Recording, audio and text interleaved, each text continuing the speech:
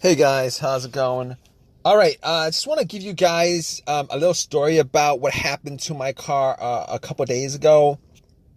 So basically, what happened was the car was driving fine all day without any kind of issue, and I went to Walmart, parked it there, got something, came back, and out of nowhere, it wouldn't crank.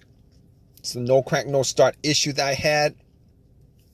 So basically, everything on the dash worked fine.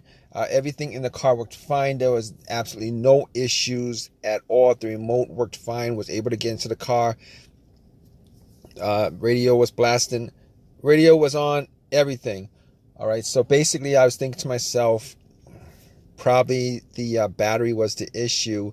So what I did was I turned on the headlights, went out and checked out the beam, just to give me a gauge on how bright the headlights were.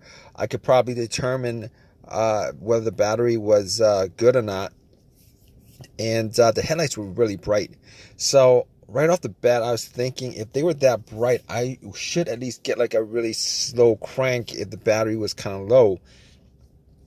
Regardless, I had to check out where the battery was. I went and checked out where the battery was just to make sure that all the terminals were clean and they were tight.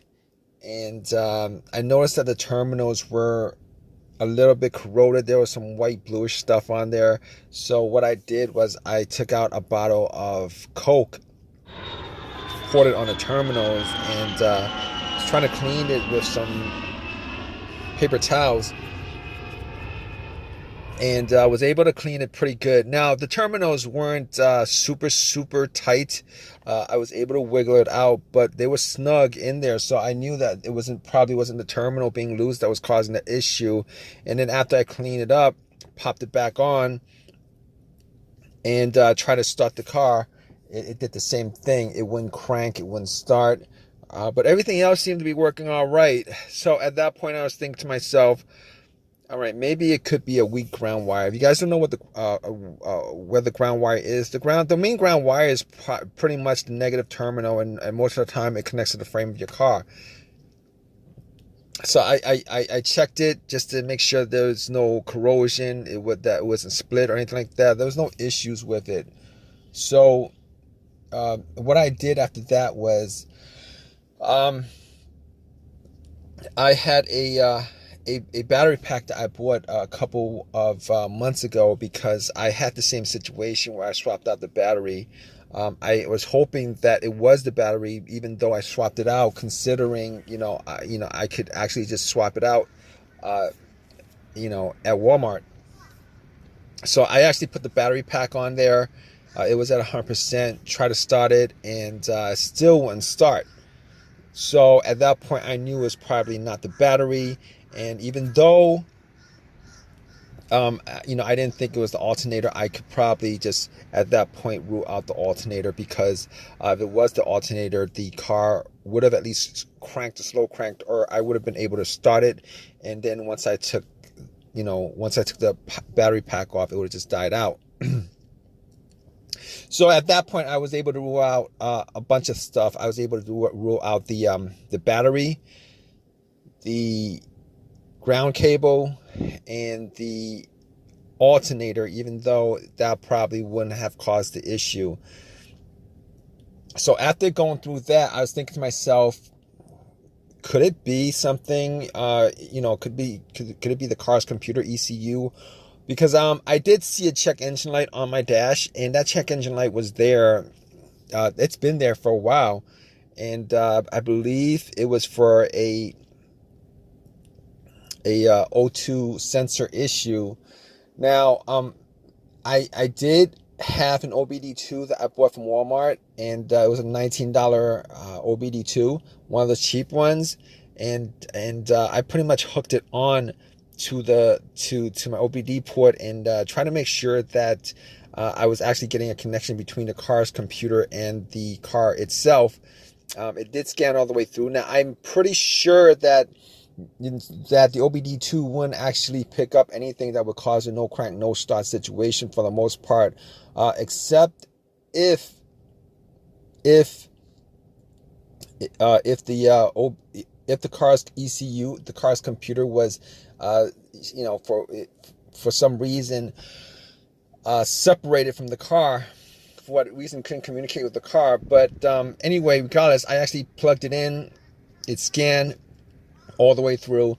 Only code that popped up was the aux02 sensor code, and at that point, I was pretty sure that it wasn't anything to do with the car's computer, any codes that would cause it, and I actually had to move on to I had to move on to some other troubleshooting outside of that, because that wasn't causing the issue. So basically, I got to a couple of things, which were the fuses and the relays, which were highly capable of causing a situation like this. And got to the fuses, checked out all the fuses, just to make sure that none of them were blown. And I was actually looking at them. Now, I didn't have a fuse tester on me. I didn't think it was the fuses. Now, the two situations that I've had where fuse would cause a situation like that, one of those situations was a Honda that I had where the main fuse blew, and I was getting no power throughout the whole entire car. The main fuse was the fuse that connected the battery to the fuse box itself. And that was the previous situation that I have, and I'm pretty sure that wasn't the same situation that I had, so I could rule that out, because I was getting power to everything except it wouldn't start. Now, the other situation I had pertaining to a fuse that caused a no start situation was actually a crank no start situation, and I think one of the fuses actually blew. Then that fuse was connected to the ECU or the fuel pump. And I remember once I changed out that fuse, the car would crank, but it wouldn't stop. Once I changed out that fuse, it was able to start up. So I could rule out those two situations as being, related to a fuse issue that would cause this situation that I had. So, so basically, I could rule those things, the fuses out, and the fuses were pretty clean. I didn't smell any kind of burnt smell, and didn't see any kind of brownish, anything brownish, and a brownish appearance on top. So at that point, I was able to kind of rule out the fuses, not at 100%, but I was able to rule out the fuses for the most part. So basically, at that point, I had a situation where I was maybe, it could have been the relays or the starter. That's what the two situations that came up. But I didn't think it was the starter, because I did switch out the starter about, I would say I switched out the starter about a year and a half ago, and that was, it seemed like it was a starter issue, but I didn't really want it to be a starter issue, considering I only put maybe like 20,000 miles on my car, and I think they should last a lot longer than that. But anyway, before I even went there, I looked at the relays, just to see whether they had issues or not. Now, I couldn't make out whether the relays had issues, but I did get to the starter relay. I pulled it out. It looked like it was a bit